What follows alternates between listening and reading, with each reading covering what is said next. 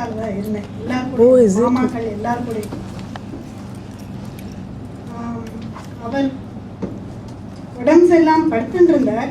இருந்தாலும் நாங்கள் எல்லாரும் சேர்ந்து இருந்ததை ரொம்ப என்ஜாய் பண்ணோம். எல்லாரும் கேரம் போர்டு விளையாண்டதை மறக்கவே முடியாது. மணி மாமா, நரசிம் மாமா எல்லாம் கேரம் போர்டு விளையாடிகளா இருந்தாங்க. எங்களால போட்டி போட முடியாது. I was a carrom player. But அவ கூட என்னால் போட்டி போட முடியல. அதெல்லாம் ரொம்ப ஞாபகம் வந்துட்டே இருக்கு. தாத்தா was such a nice person.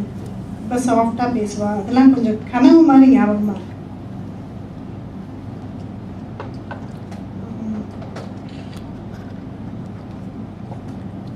தாத்தா போகிற சமயத்துல நரசிம் மாமா பக்கத்துல உட்காந்து விஷ்ணு சஹஸ்ரநாமம் படிச்சது நல்லா ஞாபகம். கனவு மாதிரி ஞாபகம். அவ அப்ப என்னோட வயசுல அவர் எதுக்காக அவங்க போய் அழுதுண்டே படிக்கிறாருன்னு எனக்கு தெரியல. ஆனா கொஞ்ச நாள் ஆனப்பறம் தெரிஞ்சது எனக்கு. அவருக்கு எப்படி தோணித்தே தெரியல. கேரம் போர்டு விளையாடிட்டு இருக்கும் போதே சட்டுன்னு எழுந்து போய் பக்கத்துல அந்த கல்கட்டால ஜன்னல்ல உட்காந்து படிச்சது இன்னும் ஞாபகம் இருக்கு. அப்ப எனக்கு தெரியல எதுக்காக இவெல்லாம் அழறா, எதுக்காக விஷ்ணு சஹஸ்ரநாமம் படிக்கிறாங்க கூட எனக்கு தெரியல.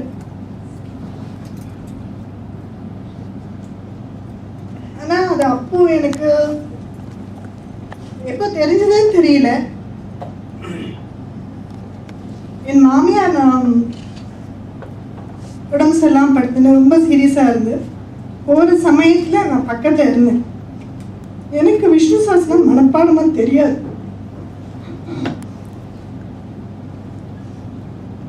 அந்த 2 வரிகள் மட்டும் சொன்னேன். ஸ்ரீராம ராம ராமேதி கிட்டத்தட்ட ஒரு 10-15 தடவை சொல்லியிருப்பேன். நாராயணா நாராயணான்னு ஒரு நிறைய தடவை சொல்லியிருப்பேன். அவள் காது பக்கத்துல. அந்த சமயத்துல அவள் உயிர் பிரிஞ்சுது. என் மாமியார் அது மட்டும்தான் எனக்கு சொல்ல தெரிஞ்சுது. அது அப்போ சின்னாடி பாட்டி சொல்லவே வேண்டாம். ஹரிணி பிறந்த சமயத்துல அந்த 82 வயசுல எனக்கும் அம்மாவுக்கு வந்து அப்பா ஹெல்ப் பண்ணி, அம்மா என் கூட ஹாஸ்பிட்டலில் இருக்க வேண்டியது ரொம்ப தள்ளி. அது கூட அப்போல்லாம் டிரான்ஸ்போர்ட்லாம் எங்களுக்கு கிடையாது. 10 நாள் வீட்டை பார்த்துட்டா 82 வயசுல ஆற்றுல வந்து அப்பாவுக்கு சமைச்சு போட்டு எங்களுக்கு ஹாஸ்பிட்டலில் கொடுத்த நினச்சி இன்னமும் ஞாபகம் இருக்குது. அந்த சுட சுட அந்த புத்தக்கிழமை சாதமும் கறியும் இல்லத்தாளுக்கு எப்படி கொடுக்கணுமோ அப்படி கொடுத்து. அப்புறம் அந்த 1 மாதத்துக்கு நான் இன்னமும் சொல்லிட்டு இருப்பேன் அம்மாட்ட.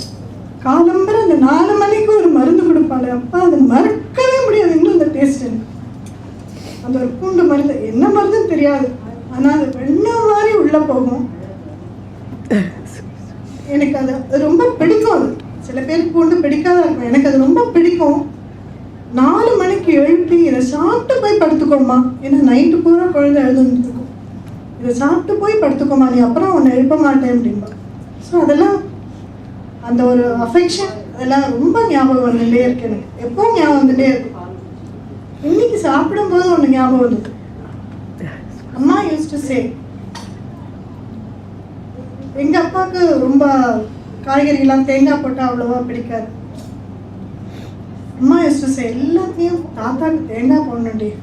கல்கட்டா தாத்தா வெண்டைக்காய் கறியில கூட தேங்காய் போடணும். இன்னைக்கு இருந்தது கரெக்ட். வெண்டைக்காய் கறியில தேங்காய் பார்த்தோன்னே சூப்பர் சுபா. நான் இன்னைக்கு ரொம்ப நினைச்சேன். அம்மாட்ட வந்து சொன்னேன், அம்மா நீங்க சொல்லியிருக்கேன் கல்கட்டா தாத்தா. ஆனால் இது வரைக்கும் நான் டேஸ்ட் பண்ணதில்லை. வெண்டைக்காய் கறியில தேங்காய் போட்டு நான் இது வரைக்கும் ஒரு தடவை டேஸ்ட் பண்ணதில்லை. அம்மா சொல்லுவாளே தவிர எங்களுக்கு கூட பண்ணி போட்டதில்லை. வெண்டைக்காய் கறி பிளெயினாக தான் பண்ணி சாப்பிட்டுருக்கேன். இன்னைக்கு தான் ஃபர்ஸ்ட் டைம் நான் டேஸ்ட் பண்ணியிருக்கேன். தேங்காய் எண்ணெய் வாசனையோட தேங்காய் போட்டு வெண்டைக்காய் கறி. ஈவன் தான் வெண்டைக்காலம் முத்தலா இருந்தது வேற விஷயம்.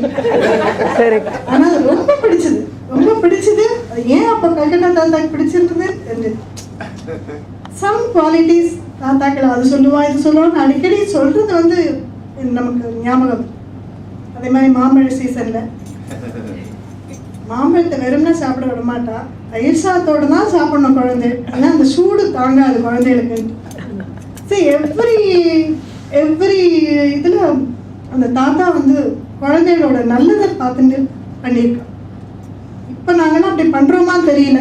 இன்னும் குழந்தைகள் அது பசி நேரத்தில் அது வாங்கி கொடு இதை வாங்கி கொடுன்னு கொடுக்குறோம். அது நல்லதா கெட்டதா ஒன்றும் சொல்லவும் முடியல, நம்மளால பார்த்து கொடுக்கறதுக்கு டைமும் இல்லை, பொறுமையும் இல்லை. முதல்ல பொறுமை தான் இல்லை. இல்லை, கேட்குமா இருக்கும், நம்ம அப்படி வளர்த்தா கேட்குமா இருக்கும். என் மேல் தான் எங்கள் மேல் தான் தப்பு.